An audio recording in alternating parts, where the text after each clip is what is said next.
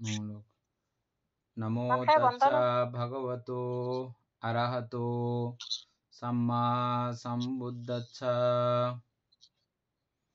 জগৎ পূজ্য মহাকারণিক তথাগত সম্যক সম্বুদ্ধ শ্রীচরণে কৃতজ্ঞ প্রণাম নিবেদন করে পূর্ণপারমিতে অংশগ্রহণকারী সকল উপাসক উপাসিকাগণের নিরোগ দীর্ঘায়ু সুখী জীবন তথা জ্ঞান বিমণ্ডিত জীবন কামনায় শুরু করতে চলেছি আজকের অভিধর্ম চর্চা ক্লাস।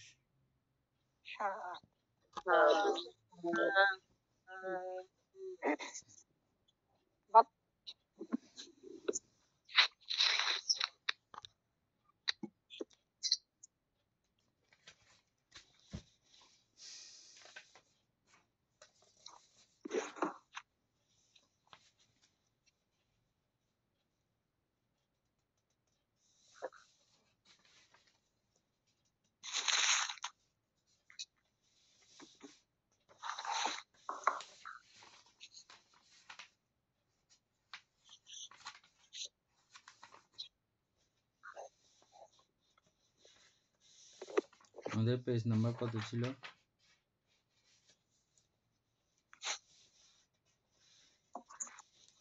মানে 71 পৃষ্ঠা লাস্টে রূপবতর ক্রিয়া চিত্র থেকে শুরু হবে।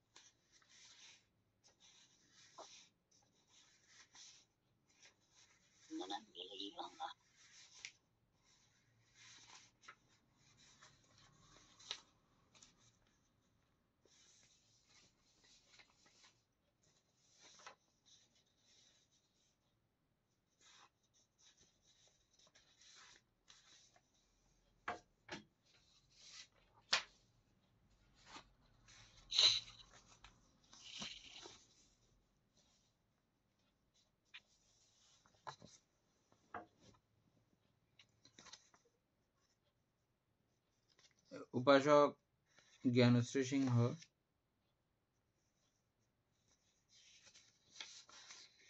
এক লাইন করে আলোচনা করুন তো এটা।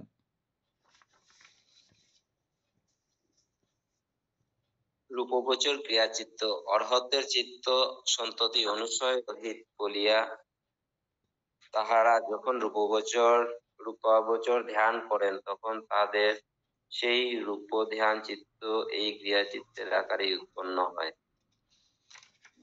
এটা আপনি বললে ভালো হবে, এটা আমি একটু অনুসয় রহিত কথাগুলো মানে বোঝা যাচ্ছে না। অমিতাভ বড়ুয়া তো এটা বুঝতেছেন না?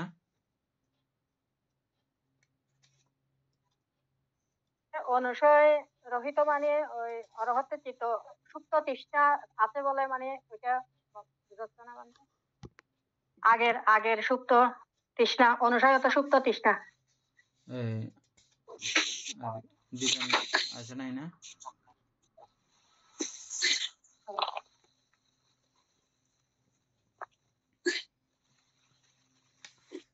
শিল্পী বড়ুয়া বুঝতেছেন না? না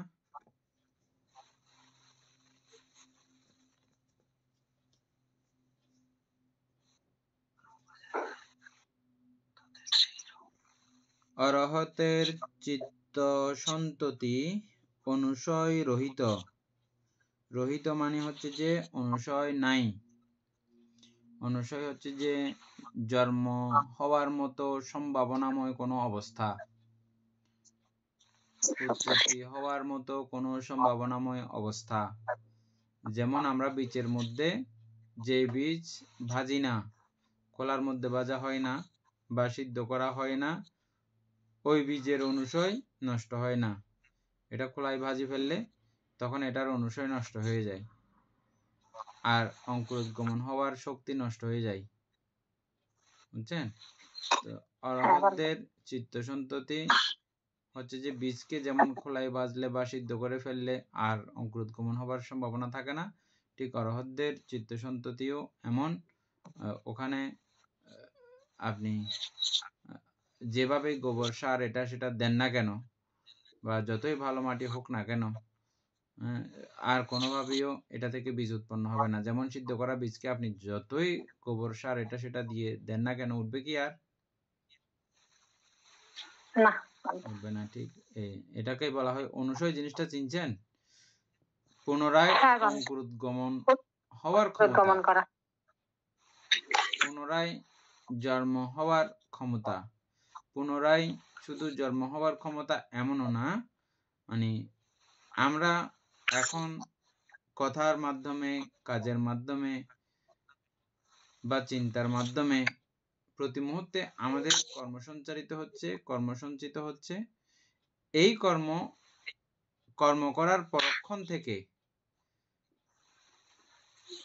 থেকে যে কোনো সময়, যে কোনো জন্মে ফল দেওয়ার জন্য সুযোগের অপেক্ষায় থাকে। কিন্তু অরহতরা যে কাজই করুক না কেন, কাজ যেমনই হোক না কেন, এটা আর ওইভাবে অনুশয় হিসেবে যুক্ত হওয়ার মতো পরিস্থিতি পর্যায়ে থাকে না। তবে যে কাজই করুক না বলতে তারা কামবচর কুশল পর্যন্ত তাদের সীমাবদ্ধতা। কামবচর অকুশল যে চিত্তগুলো আছে, ওই চিত্ত উৎপন্ন হওয়ার কোনো সম্ভাবনা কোনো সময় নাই, হয় না। কামবচর কুশল হইতে অরহতরা এই কার্যগুলো সম্পাদন করেন। মানে এমন কোনো কার্য সম্পাদিত হয় না যেটা কামবচর অকুশল চিত্ত তৈরি হয়, সম্পাদিত হয়। ওই জাতীয় কোনো কার্যক্রম অরহতদের দ্বারা সম্পাদিত হয় না। আর কুশল প্রক্রিয়া সম্পাদিত হইলেও এগুলো অনুশয় রহিত বা জমা হওয়ার মতো অবস্থান না থাকার কারণে এগুলো আর জমা হতে পারে না। সেই জন্য বলা হচ্ছে যে অরহতের চিত্ত অনুশয় রহিত, অরহতের চিত্ত সন্ততি অনুশয় রহিত বলিয়া তাহারা যখন রূপবচর ধ্যান করেন। এই অরহত ভান্তেরা বা বুদ্ধগণ যখন এই রূপবচর ধ্যান করেন কি? রূপবচর ধ্যান করেন কি? হ্যাঁ, নির্বাণকে জীবনে ফিল করার জন্য এই প্রথম ধ্যান থেকে শুরু করে এই ধ্যান পর্যায়গুলো উৎপন্ন করতে হয়। তারপরে মূল ধ্যানের বা নির্বাণকে প্রত্যক্ষ করা যায়, নির্বাণকে অবলোকন করেন, সচক্ষে দেখেন। তো যেটাই হোক না কেন, এই নির্বাণের আস্বাদন পেতে হলে এই রূপবচর ধ্যানের মধ্য দিয়েই যেতে হয়। জীবদ্দশায় যদি নির্বাণকে প্রত্যক্ষ ইহ জীবনে ফিল করতে হয় তাহলে এটাই ভাবে করেন।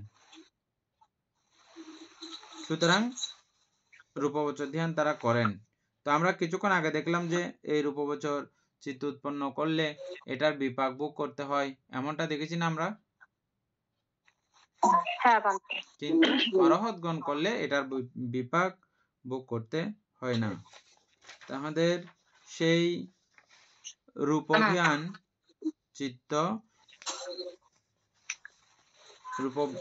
চিত্ত হচ্ছে যে ক্রিয়া চিত্তের আকারেই উৎপন্ন হয়। ক্রিয়া চিত্ত সম্পর্কে তো আমরা আগে জেনেছি ভালো করে।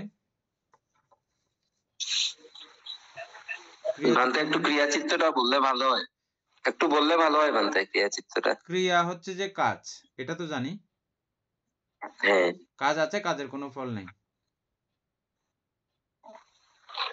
কাজ করবেন, ওই কাজের ফল তারা ভোগ করবেন না। হ্যাঁ, ভোগ করলে কি সমস্যা? ওদের বুক করতে হচ্ছে না তো বানতে, ওরা তো অরহত তো ওনারা, সেজন্য আর কি। এটা ভালো চিত্ত নয় না? ভালো চিত্ত বানতে, কুশল চিত্ত, কুশল চিত্ত, এটা ভোগ করলে কি সমস্যা?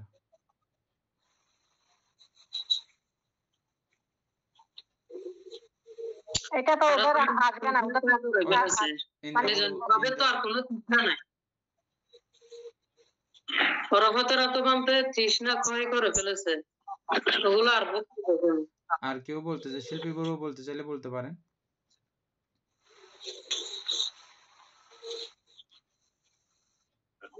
ভান্তে ওই যে অরহতরা তো মানে সংস্কার মুক্ত, কোনো সংস্কার তাদের মধ্যে নেই, সংস্কারের উপরে, সেজন্য কোনো মানে ক্রিয়াচিত্ত সেখানে বিপাক প্রদান করবে না। এক দৃষ্টিতে সংস্কার মুক্ত কথাটা আরেকটা বিষয় মনে রাখবেন এটা বলার সময়, যতক্ষণ অরহতগণ এই দেহ নিয়ে বেঁচে থাকেন, অরহত হয়ে যাওয়ার পরেও ওনার পূর্বগত সংস্কারগুলো ওনার সঙ্গেই থাকে।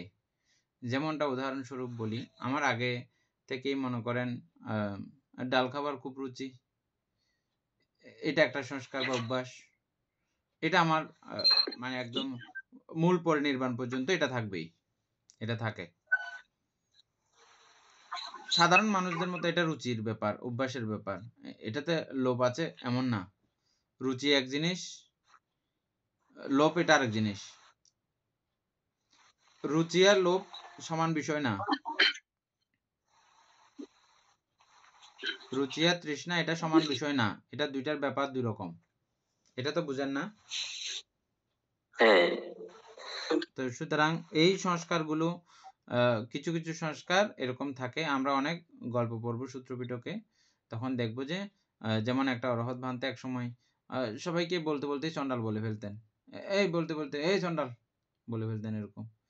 তো বুদ্ধকে বলেছে ভান্তে ভগবান, উনি আপনি বলেছেন উনি আসক্তি হয়েছেন, আসক্তি ক্ষয় করেছেন, এরকম কথায় কথায় চন্ডাল বলে ফেলে, এটা কিভাবে সম্ভব, কিভাবে কি?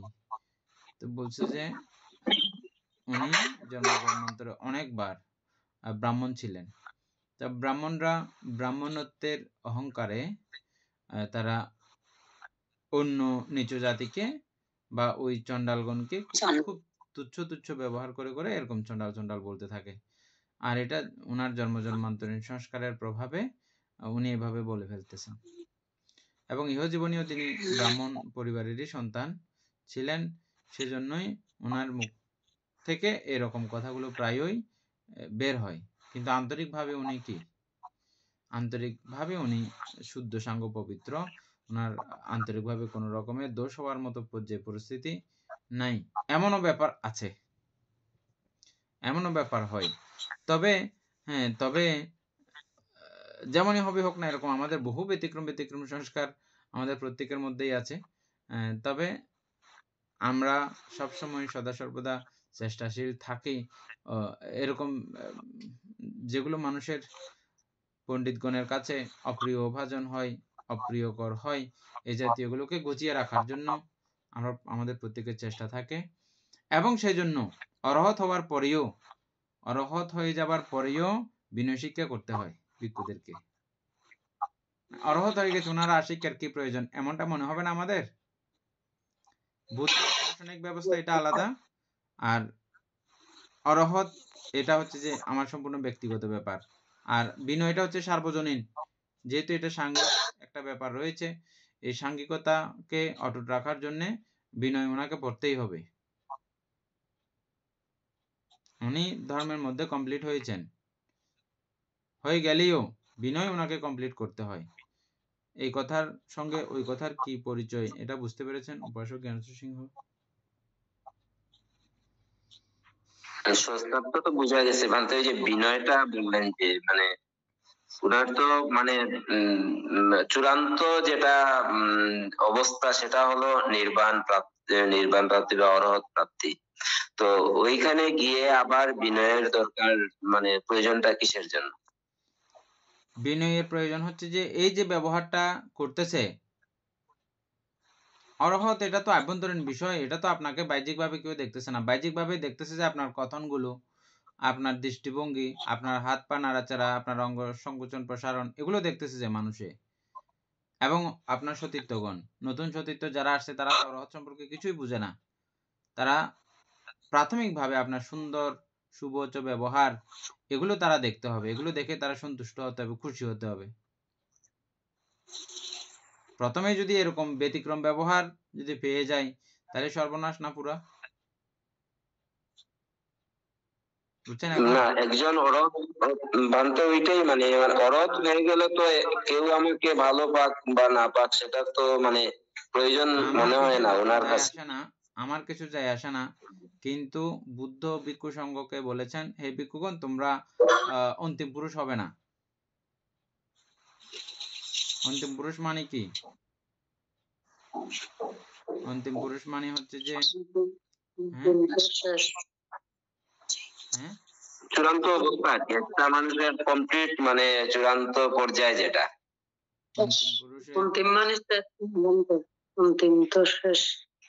অর্থাৎ বোধিসত্ত্ব একবার একটা রাজ্যের রাজা ছিলেন। তিনি একটা নীতি প্রণয়ন করেছেন ও রাজ্যের জন্য। যখন দেহের মধ্যে জরার ছাপ পড়বে, নাপিতকে বলে রাখা হয়, আমার যেদিন বার্ধক্যজনিত, এমনিতে মানুষের চুল পাকে নর্মাল ভাবে না, যখন বার্ধক্যজনিত চুল পাকা শুরু হয় সেদিন যেন আমাকে তুমি জানাও। তো জানিয়ে নাপিতকে পুরস্কারাদি দিয়ে, নাপিতকেও পুরস্কারাদি দিয়ে উনি সন্ন্যাস গ্রহণ করেন। বাকি জীবনটা তিনি নিজের জন্য, একান্ত নিজের জন্য ধ্যান সমাধি করে জীবনযাপন করার জন্য হিমালয় পর্বতে চলে গেছেন। ওনার পুত্রকে ঠিক এই কথাটা বুঝিয়ে গেছেন এবং তুমিও তোমার ছেলেকে এটা বলে যাবে, আমি যেটা তোমাকে বলছি আজকে তুমিও তোমার ছেলেকে বলে যাবে। কিন্তু দেখো, এই কথার বা এই শাসনিক ব্যবস্থার তুমি অন্তিম পুরুষ হইও না। মানে তুমি রাজ্য লোভে থেকে গেলা, তোমার ছেলেকে না বসাইয়া তোমার চুল ফাঁকছে, তারপরে তুমি বসে থাকলা। এটা যেন এই আদেশের, এই নির্দেশের যেন তুমি শেষ ব্যক্তি না হও। এক একটা নিয়ম নীতি আসলে ওই অমুক ব্যক্তি পর্যন্ত এটা চলেছে, ওর পরে এটা শেষ হয়ে গেছে, বলে না এরকম? ওটাকে বলা হয় অন্তিম পুরুষ। ওই নিয়মের শেষ যিনি করে ফেলেছেন আর যিনি প্রতিপালন করেন নাই, ওনাকে বলা হয় অন্তিম পুরুষ। এই ক্ষেত্রেও আমাদের এই শাসন ব্যবস্থার বা ভিক্ষু সংঘের যে একটা সারা ওয়ার্ল্ড ব্যাপী ধর্ম পরিচালনার জন্য যে একটা দায়িত্ব আমাদের প্রত্যেকের কাঁধে কিন্তু আছে এটা। তা আমরা যেখানেই থাকি না কেন, আমাদের জ্ঞান বুদ্ধি প্রজ্ঞা বিচারের মাধ্যমে আমরা কাউকে না কাউকে এই ধর্মে উৎসাহিত উদ্বুদ্ধ করার জন্য সবসময় কথোপকথন আমরা করে থাকি। এরকম দেখতেছি যে ও গৃহ থেকে আসতেই পারে চাইলে, আর আমার একটু করে উৎসাহমূলক কথা যদি পায়, সে মোটামুটি ইয়ে করবে, ব্যাক আসবে, সে বুদ্ধ শাসনে আসতে পারে। ওই জাতীয় কথাগুলো আমাদের থেকে সবসময় থাকে এবং ওই আচরণগুলোও ওইভাবে আচরণও করি এবং ওইভাবে কথাও বলি। সেজন্যই আজকে সারা ওয়ার্ল্ড ব্যাপী এই ভিক্ষু সংঘের কোনো বাচ্চা কাচ্চা হচ্ছে না। কোত্থেকে আসতেছে? এগুলো আমাদের মা বাবারই সন্তান। কেউ না কেউ উদ্বুদ্ধ হয়ে দিচ্ছে, অথবা ছেলেরা উদ্বুদ্ধ হয়ে আসতেছে বুদ্ধ শাসনের মধ্যে। কেন? কে উদ্বুদ্ধ করতেছে? ভিক্ষু সংঘই উদ্বুদ্ধ করতেছে, কেউ না কেউ কোনো না কোনো ভাবে করতেছে বলে চলতেছে। আর অন্তিম পুরুষ হলে সেখানেই সেটার সমাপ্তি।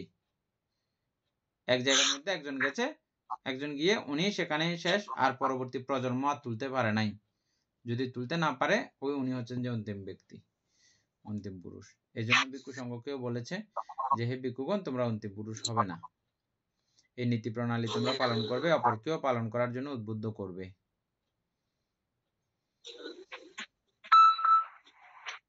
অরহৎ হইলেও তাহলে শাসনের জন্য উনাকে এই ব্রতগুলো পালন করে যেতে হয়। এখন বুঝছেন? উপাসক জ্ঞানেশ্বর সিংহ বুঝছেন? হ্যাঁ বানতে বুঝেছি। মানে আমার এগুলো লাগে না, আমার কোনো প্রতিষ্ঠান বা আমার কোনো কিছু এগুলো লাগে না, কিন্তু ভিক্ষু সংঘের সুখ স্বাচ্ছন্দ্য চিন্তা করে আমাকে এগুলো করতে হয়। এটাকে বলা হচ্ছে যে মানে শাসনিক ব্যবস্থা। আনন্দভান থেকে চিবর দান করেছেন। আনন্দভান তো চাইলে চিবরগুলো না নিলে পারতেন, কিন্তু আনন্দভান এগুলো নিয়েছেন কেন? বাকি ভিক্ষু সংঘ সকলকে উনি দেবেন বলে তিনি নিয়েছিলেন। বুদ্ধকে যা দান দিয়েছে, বুদ্ধ বলতে পারতেন আমার আর দরকার নেই, তো হয়েছে না। বুদ্ধ ওগুলো নিতেন, নিয়ে ওনার সকল শিষ্যগণকে এগুলো যার যার প্রয়োজন যেটা যতদূর অতদূর তারা নিতেন, সবাই বন্টন করে। বুদ্ধ সব দানগুলো পেতেন, পেয়ে উনি যতটা খাবার খাইতেন বাকিগুলো সব ভিক্ষু সংঘকে দিতেন। এইভাবে নিজে থেকে না লাগলেও এভাবে সাংঘিকতা চিন্তা করে এগুলো নেওয়া হয়।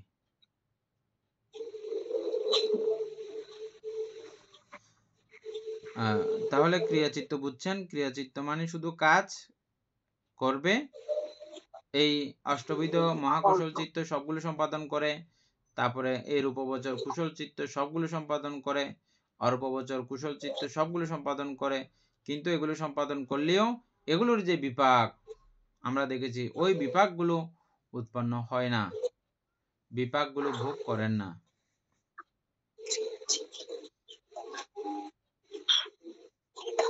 এখানে আরেকটি কথা আপনাদের মনে রাখতে পারে, আমি এই মুহূর্তে এই চিত্ত উপভোগ করতেছি, এই চিত্তের এই মুহূর্তের একটা রেজাল্ট আছে না? যে চিত্ত যে মুহূর্তে উৎপন্ন করব আমি, সে চিত্তের সেই মুহূর্তের একটা ফলাফল রেজাল্ট আছে না? করে না? এটা আমরা দেখতেছি যে এখানে এই 5 প্রকারের অবস্থা হওয়া মাত্র উনি প্রীতি এবং সুখ এগুলো লাভ করতেছেন। অরহত না হলে প্রত্যেকেই এই প্রীতি সুখে নিমজ্জিত থাকে, এগুলোকে গ্রহণ করেন মানসিকভাবে, উনি স্বস্তি পান, আনন্দ পান। অরহতগণের কাছেও এরকম অবস্থা আসলেও থাকলেও উনি এটার সবিস্তারে তিনি জানেন। যেমনটা আমরা গিফটের খুব সুন্দর কাগজ মোড়ানো একটা ইয়ার মধ্যে, কিছু একটা ভান্ডের মধ্যে এক ভান্ড মল, এটা আমি আগে থেকেই জানি, যদি তাহলে যতই গিফটের প্যাকেট মেরানো ঘোরানো থাক না কেন আমার যেমন কোনো আকর্ষণ হয় না। ঠিক একইভাবে সংস্কারের শেষ অবস্থা পর্যন্ত জানার কারণে, যথাযথতা জানার কারণে, সংস্কার যেমনই হবে হোক না কেন, যত সুখের সমুদর হবে হোক না কেন, ওগুলোতে তিনি কি নয়, ওগুলোতে তিনি আসক্তি বা যুক্ত নয়, লিপ্ত নয়, এগুলো থেকে সবসময় বিচ্ছিন্ন। হ্যাঁ, এটা উৎপন্ন হয়েছে বটে, উৎপন্ন হলেও তিনি এগুলো থেকে বিযুক্ত। সেজন্য সেই মুহূর্তে এই ফলগুলো ভোগ করলেও ফলের সঙ্গে এই অবস্থাও আমাদেরকে সূক্ষ্মভাবে চিন্তা করতে হয়, সূক্ষ্মভাবে বুঝতে হয়। হ্যাঁ, এই কথাটা এখন আপনারা বুঝতেছেন না, আমি বুঝতেছি কথাটা, কিন্তু এটা বুঝবেন খুব ভালো করে। আমাদের এই পরবর্তী ক্লাসগুলো আরো যখন দিন যাবে ক্রমান্বয়ে আপনারা এই কথাটার অর্থ বুঝবেন। এখন না বুঝলেই, এখন হয়তো আমি মনে করতেছি যে আপনারা অনেকেই আমার এখনের কথাটা নিতে পারতেছেন না, কোনো সমস্যা নাই, পরে এটা ক্লিয়ার হবে।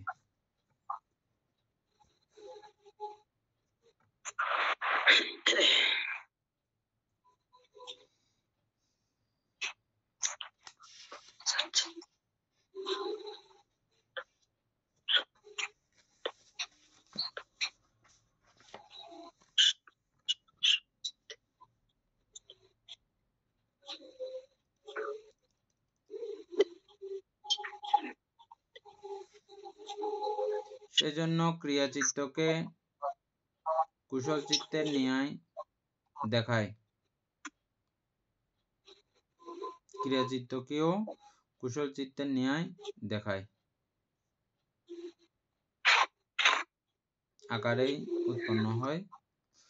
মানে আমাদের কাছে দেখতে, আমরা তো অরহতের চিত্ত বিজানন করি নাই, বিচরণ করি নাই, বাহ্যিকভাবে দেখতে আমাদের কাছে একই মনে হবে।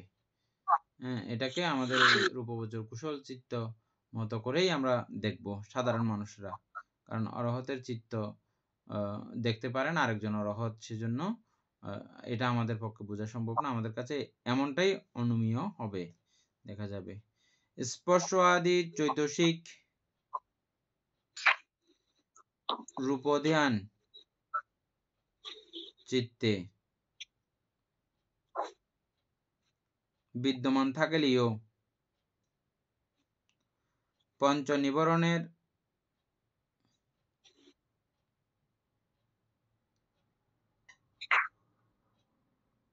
বিদুরণকারী বিতর্ক আদি ধ্যানাঙ্গ চৈতসিকগুলো মাত্র উল্লেখিত হইয়াছে।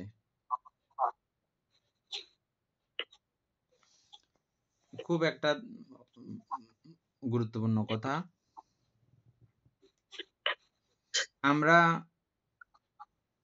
রূপবচর কুশল চিত্তের মধ্যে প্রথম ধ্যান বলুন বা পঞ্চম ধ্যান হইবা বলুন, যেটাই বলুন না কেন, এখানে আমরা দেখতেছি যে এই চিত্তের অঙ্গ 5টা: বিতর্ক, বিচার, প্রীতি, সুখ, একাগ্রতা। তার মানে ওই চিত্তে এগুলো ছাড়া আর কোনো কিছু নাই যে, এরকম। উপাসক জ্ঞানশ্রী সিংহ, শিল্পী বড়ুয়া, অমিতা বড়ুয়া, বুঝতেছেন এটা? আজকে আগে শুরু করাতে অনেকজন জয়েন করতে পারেনি না? হতে পারে। রিমি বড়ুয়া, বুঝতেছেন?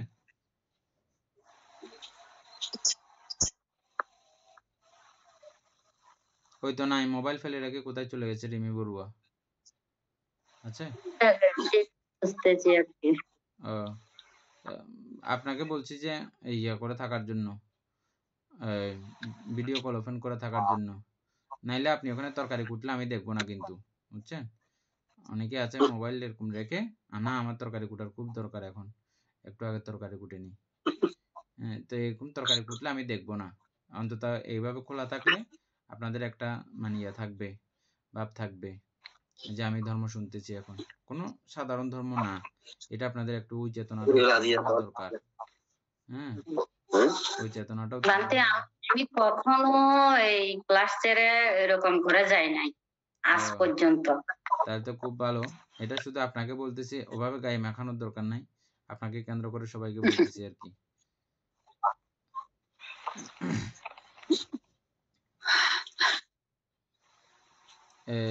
কি জিজ্ঞেস করছিলাম যে পঞ্চম ধ্যান পর্যন্ত মানে গেলেও কি অন্য চিত্ত সেটাকে আসে না? ওই লাস্টের যে লাইনটা বলেছে, দেখেন লাস্টের লাইনটা কি বলছে যে স্পর্শ আদি চৈতসিক রূপ ধ্যান চিত্তে বিদ্যমান থাকলেও পঞ্চ নিবরণের বিদুরণকারী বিতর্ক আদি ধ্যানাঙ্গ চৈতসিকগুলো মাত্র উল্লেখিত হইয়া থাকে বা উল্লেখিত হইয়াছে। তো আমি এখন জিজ্ঞেস করতেছি যে আপনাদেরকে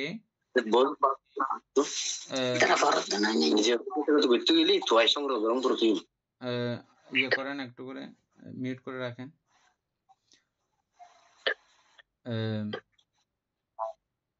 আমরা দেখেছি যে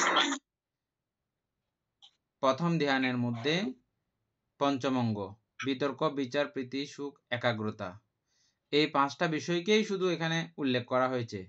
তার মানে ওই চিত্তের মধ্যে এই 5টা অবস্থা ছাড়া আর কোনো কিছু নাই, এমন কি? শুধু ওই 5টা বিষয় নিয়ে কি এই চিত্তটা উৎপন্ন হয়েছে? উপাসক সিংহ কি বলছেন? চিত্ত তো অনেক, মানে একই অবস্থাতে চিত্ত অনেক দিকে যায় ভাবতে, আর একই সময়ে অনেক ভাবে চিত্ত উৎপন্ন হয়। তো সেই অবস্থায় যত সময় পর্যন্ত একাগ্র চিত্ত হবে না, মানে লাস্ট আমরা প্রীতি সুখ একাগ্রতা যেটা বলি, একাগ্রতা পর্যন্ত না যাওয়া পর্যন্ত চিত্ত উৎপন্ন হবে।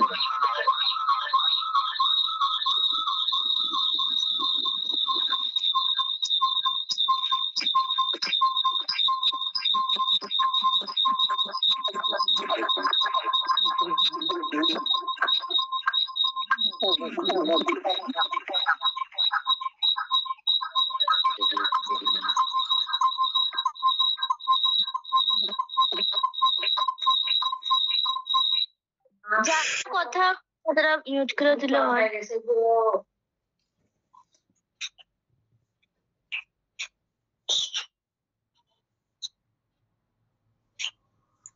যারা কথা বলছেন না তারা একটু মিউট করে রাখবেন। আমি মিউট করার জন্য বিশেষ করে 2টা মোবাইল খুলতে লাগে।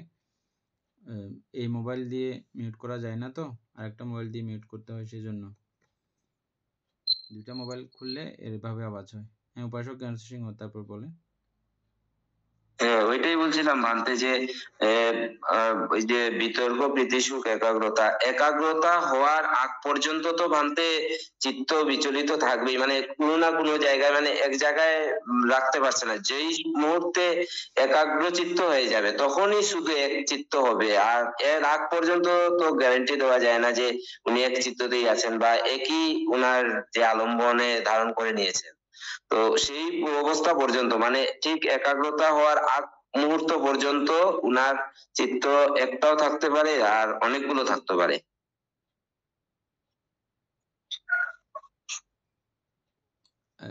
আমি ইয়ে করতেছি, খুব ভালো করে বুঝেন এটা, এগুলো পরে খুব কাজে লাগবে। এখানে প্রথম ধ্যানের অঙ্গ এই পাঁচটা মানে বুঝবো না যে শুধু এই 5টা বিষয়ই এই চিত্ত গঠিত হওয়ার জন্য, রূপগোচর প্রথম চিত্ত গঠিত হওয়ার জন্য এই 5টা বিষয়েরই শুধু সহযোগ লেগেছে বা এদেরই সহযোগিতা এই চৈতসিকগুলোই শুধু আছে, এমন কিন্তু না। এটা ছাড়াও আরো অনেকগুলো চৈতসিকের প্রয়োজন হয়েছে, আরো অনেক বিষয়ের সমন্বয় এখানে লেগেছে। সব সমন্বয়ের প্রেক্ষিতেই এই চিত্ত উৎপন্ন হয়েছে। শুধুমাত্র এখানে এই 5টা চৈতসিককেই বোঝানো হয়েছে, বাকিগুলোকে দেখানো হয়নি বটে, কিন্তু আছে এগুলো। এই কথাটাই লেখা হয়েছে যে এই লাইনটাতে, কোনটাতে, স্পর্শ আদি মানে সর্বচিত্ত সাধারণ চৈতসিক এগুলো সহ, মানে সর্বচিত্ত সাধারণ চৈতসিক প্রত্যেকটা চিত্তে অবশ্যই থাকে, বুঝছেন? সর্বচিত্ত সাধারণ চৈতসিক আবৃত্তি করেন অমিতা বড়ুয়া।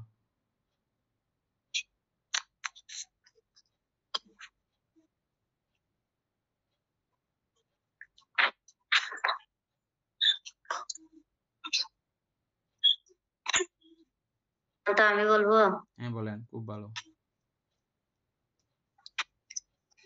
সাধারণ চৈতসিক গুলো না বলতে হ্যাঁ, স্পর্শ, বেদনা, সংজ্ঞা, চেতনা, একাগ্রতা, জীবিতেন্দ্রিয়, মনস্কার।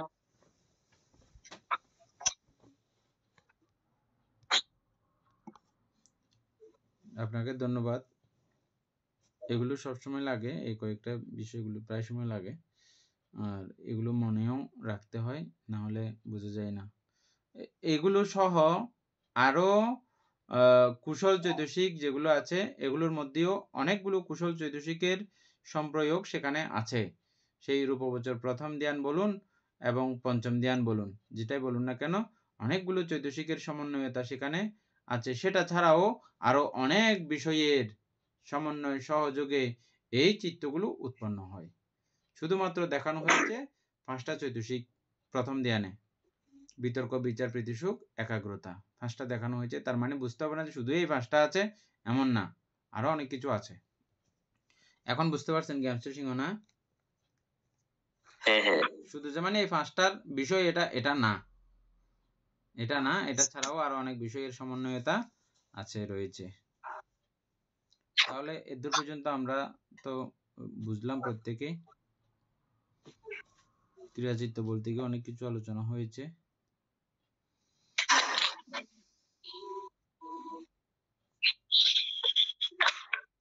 অরূপবচর চিত্ত, অনামিকা সিংহ পড়ো,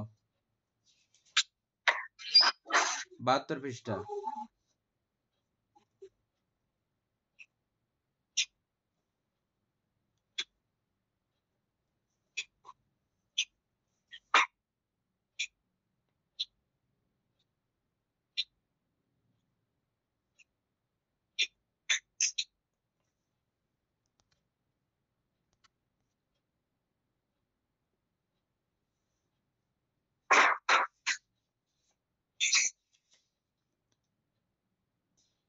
অনামিকা সিংহ।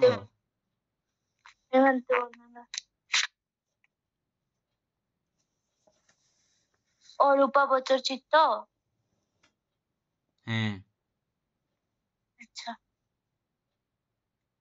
অরূপ সত্যগণের চিত্তের অনুরূপ অবস্থা এই মনুষ্য লোকে মনুষ্যগণ স্ব স্ব চিত্তে উৎপন্ন করিতে পারেন। ইহাও ধ্যানচিত্ত এবং ইহার আলম্বন প্রজ্ঞপ্তি।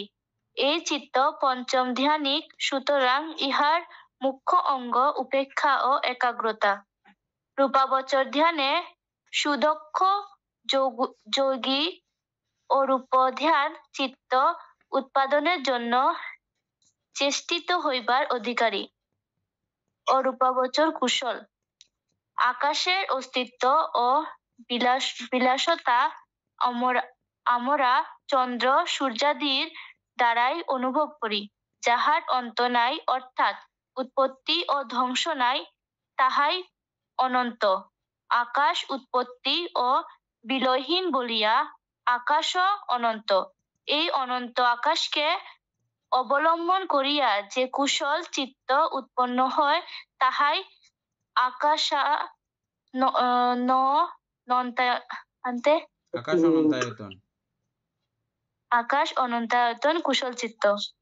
এখানে আয়তন শব্দে আলম্বন বুঝাইতেছে এবং অনন্ত এই বিবেচনটির পরিণিপাত হইয়াছে। রূপাবচর পঞ্চম ধ্যান লাভ করিবার পর ধ্যানী যখন বুঝিতে পারেন যে শারীরিক দুঃখ দীন শরীরের অস্তিত্ব হেতু, তখন তিনি রূপে বিরাগী হন। এখন কি ধ্যানের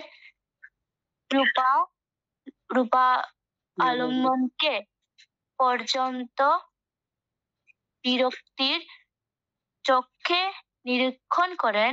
এই প্রকারে রূপাবচর ধ্যানের স্থূলতা বুঝিতে পারিয়া তিনি অরূপ ধ্যানে মনোযোগী হন এবং অনন্ত আকাশকে ধ্যানের আলম্বন করেন। সর্ববিধ রূপসংজ্ঞা প্রতিভাগ নিমিত্ত সম্পূর্ণরূপে অতিক্রম করিয়া প্রতীক্ষ সংজ্ঞার শ্রোত্র ঘ্রাণ জিহ্বা ও কায় বাস্তুতে যে যে আলম্বন প্রতিহন্ন করে, তাহাদিগেতে মনস্কার যুক্ত না করিয়া শুধু অনন্ত আকাশ প্রজ্ঞপ্তি ধারণা লইয়া চিত্তকে অনন্ত আকাশের সহিত একীভূত করিয়া কালযাপন করেন। এইরূপে অনন্ত আকাশকে আলম্বন করিয়া অরূপ ধ্যান করিতে হইলে পূর্ব কৃত্যাকারে রূপাবচরের করুণা ধ্যান করা বিধেয়। কারণ করুণা চিত্তকে অপরের দুঃখ অপনোদনার্থ তন্ত্রয় করিয়া অমৃত হইতে মুক্ত করে। অরূপ ধ্যান চিত্তে আমিত্ব নাই, দ্বৈত ভাব নাই, আত্মাপর ভেদজ্ঞান নাই। হয়েছে কারণ দুটো পর্যন্ত অসীম। হয়েছে। আচ্ছা।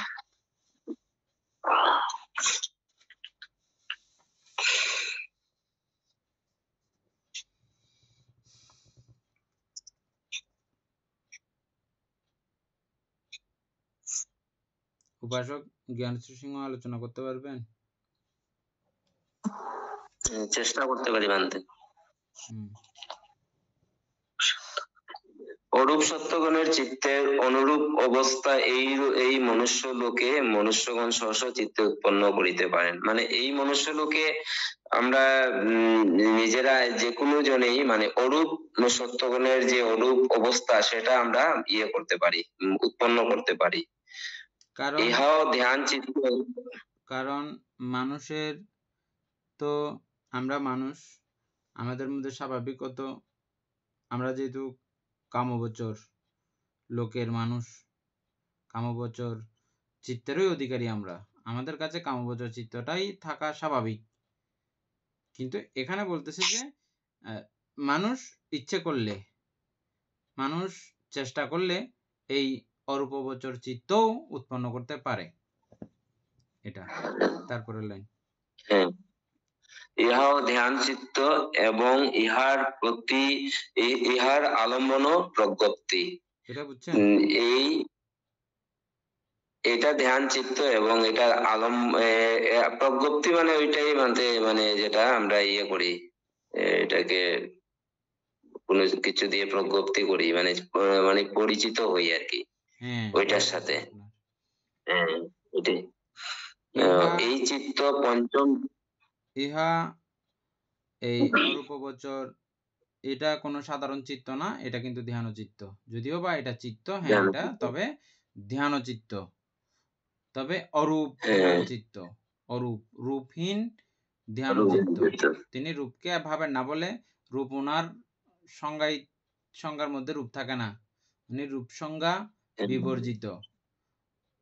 রূপহীন বলে ওই চিত্ত রূপহীন বলে এটাকে অরূপ চিত্ত বলা হয়। হ্যাঁ, এটা ধ্যান চিত্ত। আরেকটা কি কথা আছে, ইহার আলম্বনও হচ্ছে যে ইহার আলম্বন প্রজ্ঞপ্তি।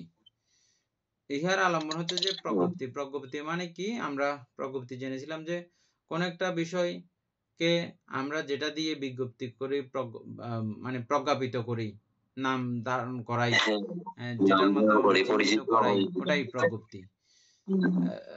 যেমন এখানে আকাশ, বিজ্ঞান, তারপরে আকিঞ্চ, নৈবসংজ্ঞা, নাসংজ্ঞা, এগুলো সবগুলো হচ্ছে প্রজ্ঞপ্তি। আকাশকে যেমন আমরা আমাদের মতো করে এটাকে আকাশ বলতেছি, কিন্তু অন্য ভাষাভাষী মানুষরা অন্য কিছু দিয়ে তারা প্রজ্ঞপ্তি করছে না। আকাশকে কি এখানকার মানুষ আকাশ বলে? আমেরিকাতে আকাশ বলে, আমেরিকাতে কি বলে এগুলোকে? স্কাই বলে না? হ্যাঁ, এক এক দেশে এরকম এক এক রকমের ভাবে তারা প্রজ্ঞপ্তি করেছে। আমরা আমাদের মতো করে এটাকে আকাশ বলে প্রজ্ঞপ্তি করছি। তাহলে ওই অরূপগোচর ধ্যানের আলম্বন হচ্ছে যে প্রজ্ঞপ্তি। আর রূপগোচর ধ্যানের আলম্বন আমরা কি দেখেছিলাম? বিভিন্ন বিষয়কে নিয়ে, যেমন শ্বাস প্রশ্বাসকে নিয়ে, বা দেহের 32 প্রকার অসুচি পদার্থ নিয়ে, তারপরে মৈত্রী, করুণা, মুদিতা, উপেক্ষা দেখেছি আমরা, সেটা সহ আরো 40 প্রকার সমত ভাবনার পর্যায়ে সবগুলো। এগুলো হচ্ছে যে নির্দিষ্ট একটা বিষয় আছে, ওই বিষয়ের উপরে। কিন্তু এই অরূপগোচরের আলম্বন হচ্ছে যে প্রজ্ঞপ্তি। প্রজ্ঞপ্তি সম্পর্কে একটা প্যারা আছে, আমরা সেখানে গিয়ে আর একটু পরিষ্কার হবে। হ্যাঁ, এই চিত্ত পঞ্চম ধ্যানিক, সুতরাং ইহার মুখ্য অঙ্গ উপেক্ষা ও একাগ্রতা। তো এইটা মানে অরূপগোচর ব্যাপারটাই হচ্ছে পঞ্চম স্থানে, যেটা আমরা ওই যে একাগ্রচিত্ত না হলে কিন্তু সেই অরূপগোচর মানে ইয়েটা করা যাবে না, ধ্যানটা বা সেটা সেই জায়গায় পৌঁছা যাবে না। তো এইটাই বলা হচ্ছে, এই চিত্ত পঞ্চম ধ্যানিক, সুতরাং ইহার মুখ্য অঙ্গ উপেক্ষা ও একাগ্রতা। পঞ্চম ধ্যান মানে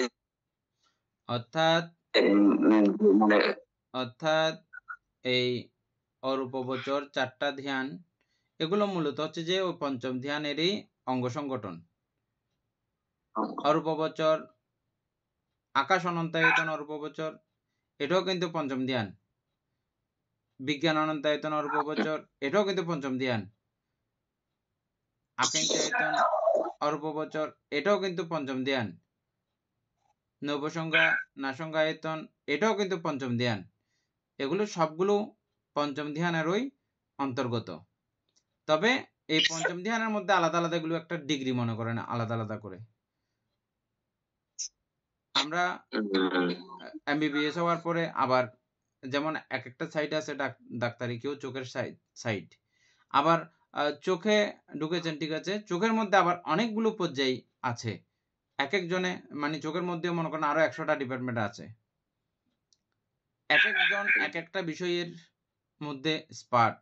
কেউ চোখের পাতার উপরের পাতাটা, কেউ চোখের মণি, কেউ চোখের ছোট ছোট নার্ভগুলো, কেউ চোখের উপরের লেন্সগুলো, এক একজন এক এক বিষয়ে এক্সপার্ট। আবার কেউ অপারেশন করার মধ্যে এক্সপার্ট আছে না এরকম। এক একজন, মানে চোখের মধ্যে আবার অনেকগুলো ডিপার্টমেন্ট ভাগ আছে, আমাদের শরীরের মধ্যেও অনেকগুলো ডিপার্টমেন্ট এভাবে ভাগ থাকে ডাক্তারদের মধ্যে। হ্যাঁ, আপনি এমবিবিএস, এটা সর্ববিষয়ে টুকটাক টুকটাক আপনি জানেন, সবকিছু একটু একটু জানেন, কিন্তু কোনো একটা বিষয়ে স্পেশালি এখানে হচ্ছে যে আপনি পঞ্চম ধ্যান আপনি লাভ করেছেন, লাভ করার পরে আপনি ক্রমান্বয়ে ইচ্ছে করলে আপনি অরূপবচর এটা আপনার মধ্যে উৎপন্ন করতে পারেন। অরূপবচরের মধ্যে তাও 4টা পর্যায়। প্রথম পর্যায়কে ডিঙ্গিয়ে দ্বিতীয় পর্যায়ে যাওয়া যায় না, আকাশ অনন্তায়তন আপনাকে আগে করতে হবে। এটা যদি সাকসেস হন তাহলে বিজ্ঞান অনন্তায়তন করতে পারবেন, বিজ্ঞান করতে পারলে আকিঞ্চ অনন্তায়তন করতে পারবেন, তারপরে নবসংজ্ঞ নাসংজ্ঞ আয়তন করতে পারবেন। সবগুলোই কিন্তু আবার পক্ষান্তরে কিন্তু পঞ্চম ধ্যান। এই জন্য সূত্রপিটকের মধ্যে শুধু পঞ্চম ধ্যানই বলা হয়, এই অরূপবচরের কথা ওইভাবে ভেঙে ভেঙে আসে না, সবগুলোকে একসঙ্গে পঞ্চম ধ্যান বলা হয় বা অষ্টসমাপত্তি বলা হয়, বুঝছেন? এভাবে অষ্টসমাপত্তি, ওইদিকে চতুর্থ ধ্যান, আর এদিকে পঞ্চমকে যদি 4 ভাগে ভাগ করা হয়, পঞ্চম ধ্যানিকদেরকে যদি 4 ভাগে বিভক্ত করা হয়, তাহলে এখানে 4টা, ওখানে 4, এখানে 4, টোটাল 8 অষ্টসমাপত্তি। আর নবম সমাপত্তি হচ্ছে যে ওই যে জীবিত অবস্থায় নির্বাণকে উপলব্ধি করার 7 দিন পর্যন্ত যে ধ্যান করতে পারে এট এ টাইম, বলছিলাম যে আপনাদেরকে একবার, ওটা নবম সমাপত্তি, বুদ্ধ নবলোকোত্তর ধর্ম যেটাকে আমরা বলি আর কি। হ্যাঁ, অরহত হওয়ার পরে যদি এই 4টা ধ্যান এবং নির্বাণের ধ্যান সবগুলো যখন এট এ টাইম হয়, অরহত হওয়ার পরে করে, তখন বলা হয় নবম সমাপত্তি।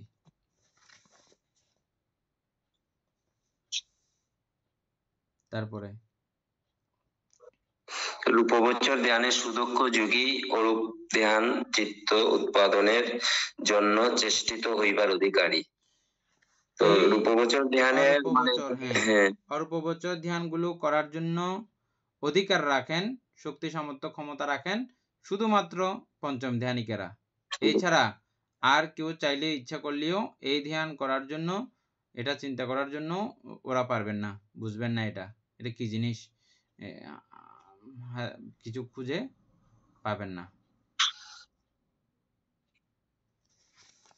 এদূর পর্যন্ত আজকে আমাদের থাক, বুঝছেন? ঠিক আছে।